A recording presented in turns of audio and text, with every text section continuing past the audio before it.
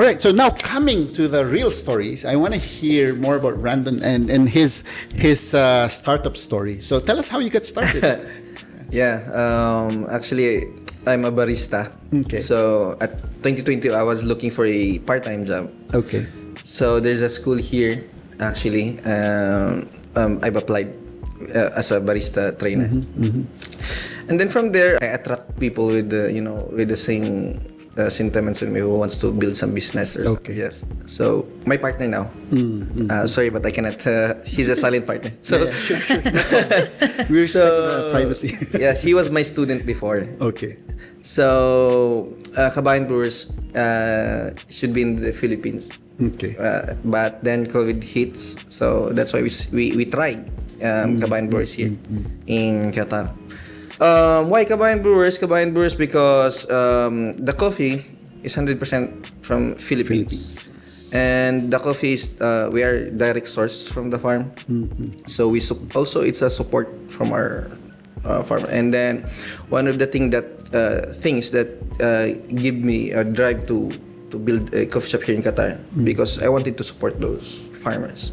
And maybe one day it will give some break in our industry, the coffee industry in the Philippines, because it's very underrated for now.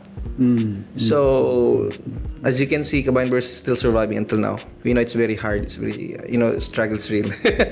But then that's the one reason or the one advocacy that Kabayan Brewers help us to to continue because of that advocacy. Yes. We are not into a 100% income or money or something. We are in the advocacy to help out. To develop or to maybe someday the world will know the Philippine coffee because up until now there are customers here, Arabs or white customers.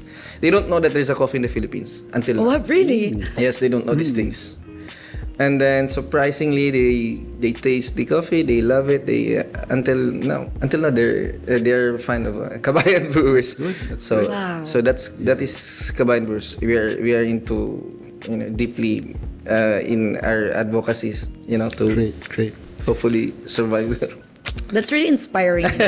When you do something that you love, your passion is in it, and also like it feeds you. Of course, it produces money, finances, connection. So it's a good thing that you put together the passion, the purpose, and also the what you need. Yes. Things that you need. And I love it when the word advocacy is mixed into business. Yes. It's very meaningful. It gives you More meaning. more meaning. It gives you something to fight for. Yes. You said a while ago that yes, we are into business for profit, but profit does not make the world go round. Right? End of the day, it's the advocacy, what you're fighting for. And right now, it's good that people are also getting that mindset. When you sell a shirt and some merch, and you put some advocacy into it, like we are gonna donate half of the profit to a certain charity, people actually buy it.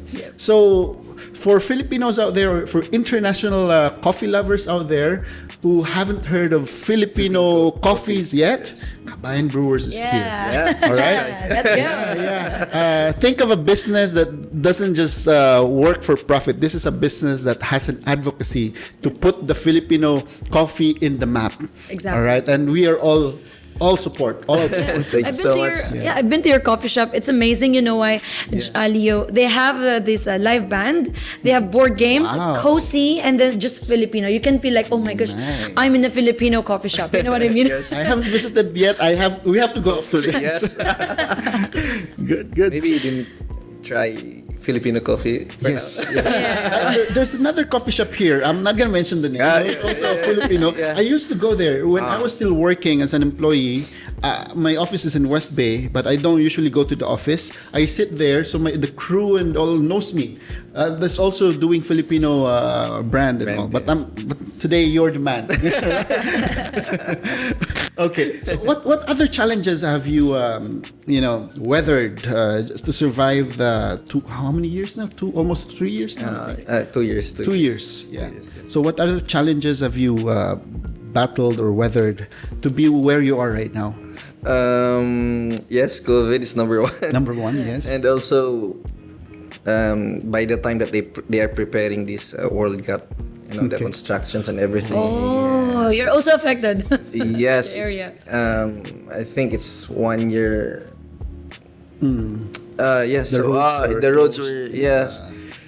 And there's no parking, there's no lights, there's no. I mean, the street is really, Wow. So that's one of our challenge. Of course, the fund, really, that is one of our challenges. Luckily, we have these very good sponsor. So he's 100% Qatari supports. partner. Qatari partners. He's 100 support and of us. He knows that at that time it's very hard for the shop to survive or something. So he didn't get something to us. So That's yeah. him. One of the challenges also is that the shipping from Philippines to it's very hard. But that's business-wise, that is our edge. We're the first specialty coffee shop here in Qatar, which is using this Philippine coffee. So we have this distinct coffee taste that we're using from Philippines. Yeah. So it's very hard, but on the other side of the coin, it's a positive side for us It's also. very rewarding as well. Yes. Especially when you think of all the farmers that you're helping, because essentially you're cutting the middleman out of the equation, right? So all the money goes to them, Yes. right? So it's a good thing in itself. One of the challenges before is that when the farmer grow their coffees, even if it's good quality, Yeah. Okay.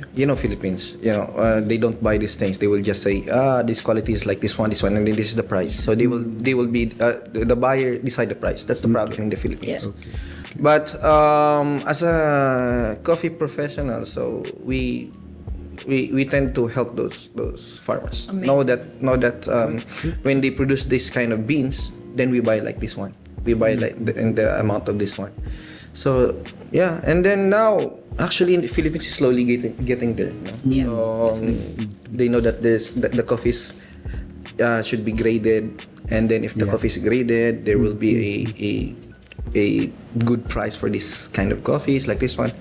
So we're slowly getting there, and Kabayan Brewer is just a small step international to Yes. to display these coffees. We support you. out. One problem is like Filipinos, we like brands a lot. Like imagine they would buy a cup of this in a certain brand coffee shop that's famous in their country. I'll not spill it. Starts with S. I don't know. They will really, even the students, you will see them holding this cup of S. But our very own, which is amazing, amazing aroma.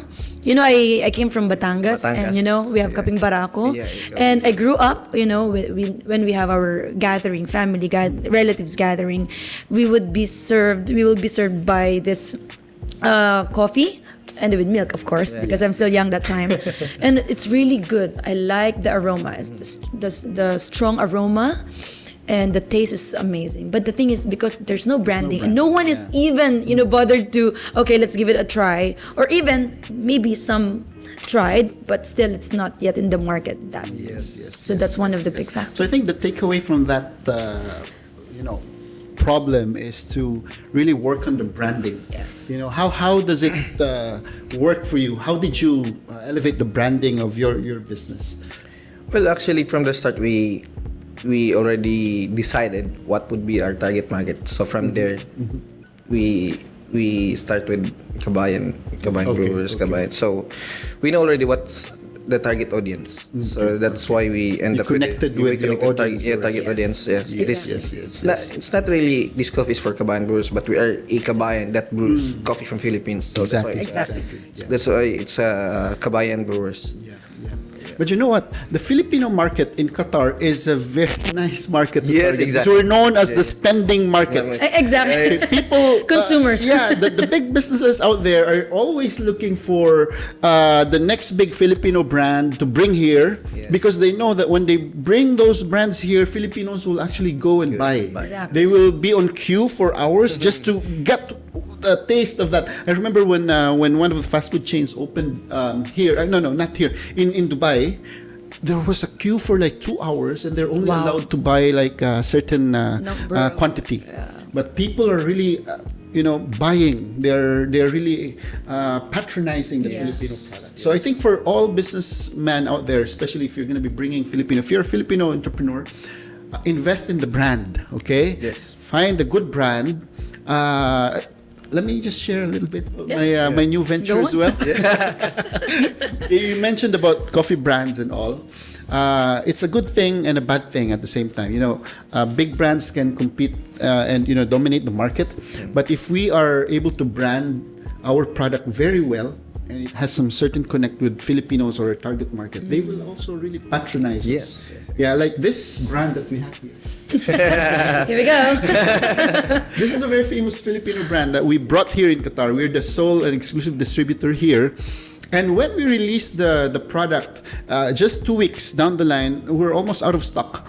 So, and we're not doing any promotions yet. We're not doing any paid promotions. All are organic. We're even doing the sales only on our website. So that's how brand loyalty means to a lot, not just the Filipinos, I think, to a lot of people. Yes. Right now, World Cup is happening here around Doha, and you see a lot of people cheering for their teams. That's a brand. Yep. Yes. Right? Yep. Just Agree. here, we have Argentina fans all around, so the traffic was terrible. So this is what makes businesses succeed as well. You invest in the brand, and people will really come patronize you. And Exactly. especially if the brand has something, emotional connected to it, some advocacy connected to it. You're on the right path if you're doing that. Exactly. Yes. Branding and quality. Yes, Exactly. really. Quality is number one. Yes, number one, quality. Of course, especially when you're serving food. Yeah. Yes. From the plating to the From the food taste plating, itself, tasting the sauce. Okay.